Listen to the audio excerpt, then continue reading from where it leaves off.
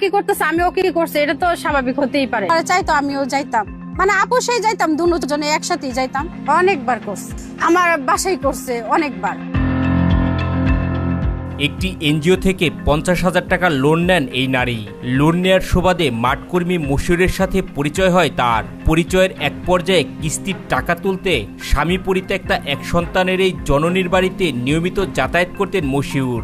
আমি ওনার কাছ থেকে 50,000 টাকা লোন উঠাইছিলাম, মাসে 5,500 টাকা কিস্তি নিত মাসে। সমিতির টাকা আনতে মনে করেন সন্ধ্যার পরে বেশিরভাগ যাইতো। হ্যাঁ, এনজিও তো অনেক সদস্যরা মনে করেন টাকা ম্যানেজ করতে একটু লেট হয়, এটা ওনাদের কোম্পানি থেকে আসে, রাইতে 10টা বাজলেও কিস্তি দিতে হয়। এরপর ধীরে ধীরে এই নারীর সাথে সখ্যতা গড়ে তোলেন তিনি।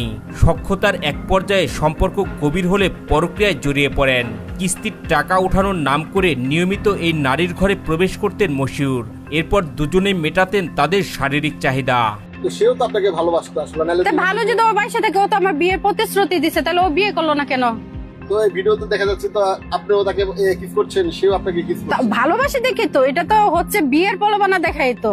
আবাসিক হোটেলে মশিউরে আমার সাথে দেখেন ব্যাক সাইডে শুয়ে রয়েছি, ভিডিও করতেছে, ও আমার ব্যাগের থেকে কি কি জানি বিভিন্ন রকমের ব্ল্যাকমেল আমার করছে সে, যে ভালোবাসলে অনেক কিছু দিতে হয়।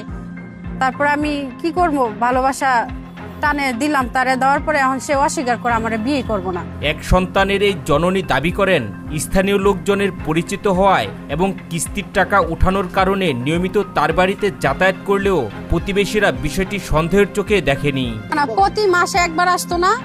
ও মনে করেন আমি যে জায়গায় থাকি ওইটা পুরাটাই তার কেন্দ্র ছিল, ওই পুরাটা কেন্দ্র থেকে সে মানে টাকা কালেকশন করতো। তখন মানে কালেকশন করার পরে পরে আমার বাসার দিকে হয়ে যেত। আর ও আমার বাসায় ঢুকলে মানুষের মাইন্ডও করতো না কেন, কারণ সবাই তো তার